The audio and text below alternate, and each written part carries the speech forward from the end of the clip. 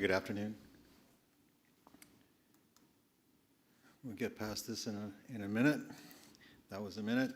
The three partners, or two partners I have in the management team, Douglas McQuarrie, Philip Gibbs. I think it's fair to say between the three of us, we have over 120 years experience running mines, running exploration projects, and controlling costs. And that's enough of that. Just talk about a capital structure a little bit. It's important to note that we did a raise in March of this year at 15 cents. That put the market cap on the company at about $15 million. And that was at 100% premium. The story that unwinds since then has been pretty interesting for me and pretty interesting for our shareholders.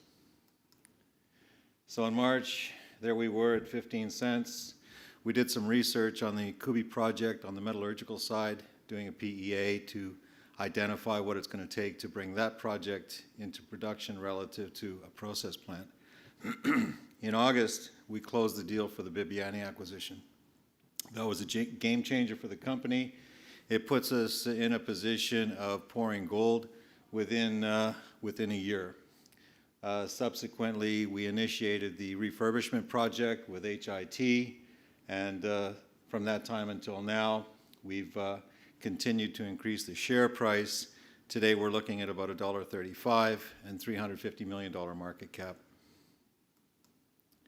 So these are just the milestones that we touched on as we have made our way forward. We have, as I mentioned, initiated the refurbishment project.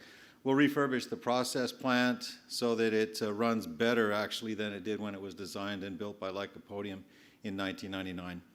The control systems will be updated to 2021 standards. The gravity recovery plant will be updated with a up-to-date Nelson concentrator and intensive leach reactor. The gyratory crusher will be commissioned. We'll be looking at a plant capable of producing in excess of 3 million tons per year. So just where we're located in Ghana, I think most people are aware that Ghana is a tier 1 producer. It's the #1 producer of gold in Africa. We're right in the center of things, highly prospective ground, highly productive ground. Our asset produced over 5 million ounces in its 100-year history. And we talk about this. This is pretty important to us. That process plant and infrastructure was maintained by Resolute on a care and maintenance basis since 2014. It's in very good condition.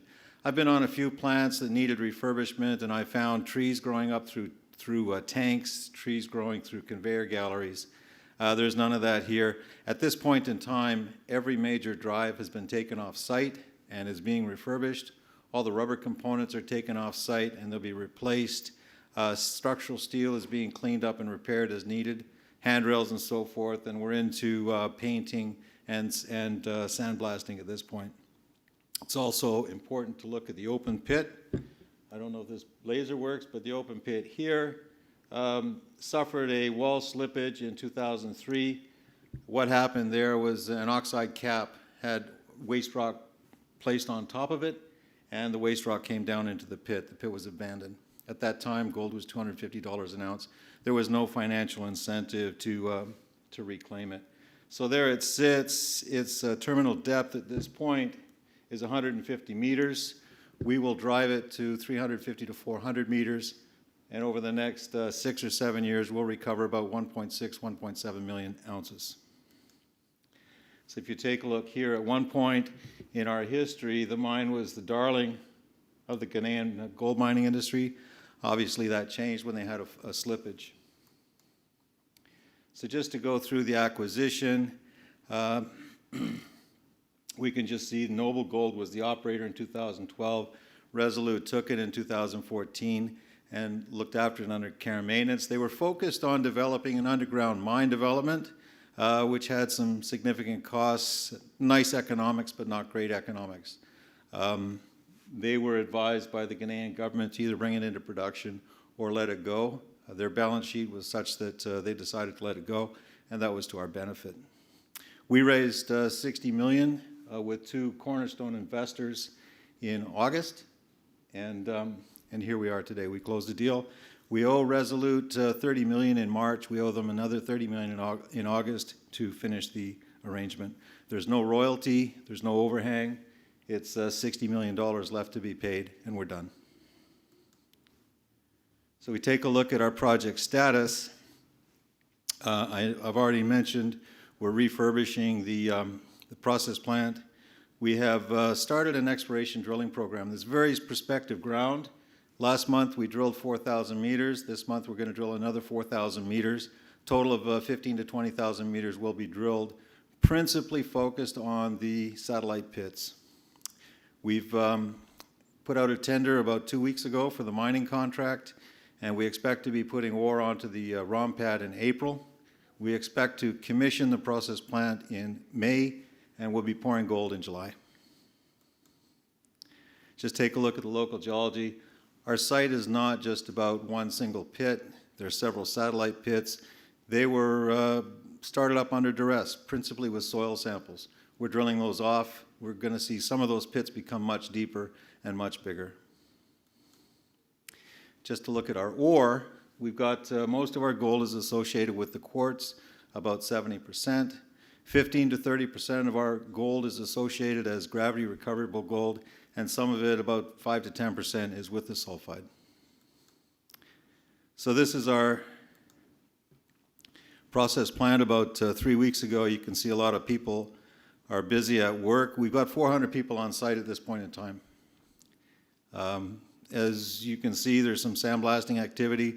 Most of the drives in this photo are gone. At this point in time, all of the drives are gone, and some of them are already coming on their way back from Takoradi, having been pulled apart and rebuilt.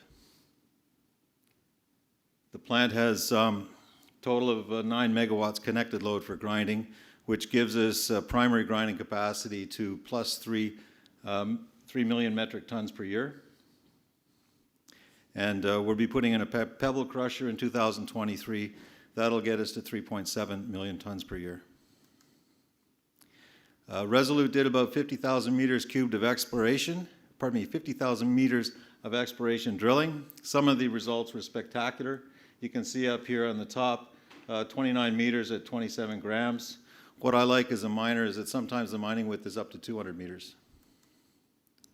What we'll be doing with this pit is increasing the depth from 150 meters down to about 400 meters, so coming across this horizon and up here. So as you can see, the pit's going to get a lot longer, it's going to get a lot deeper, it's also going to get a lot wider. And again, these underground workings are going to disappear. We'll come down to about this horizon, and that'll be over the next 6 or 7 years. That will not spell the end of the mine life for the asset.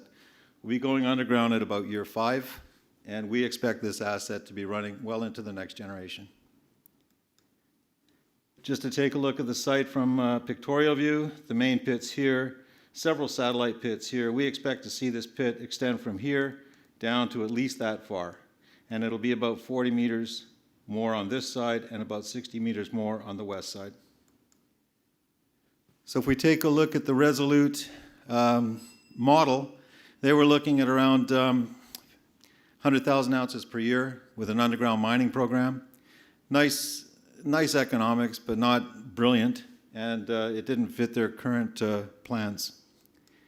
If we take a look at our approach, we're going to come back to open pit mining.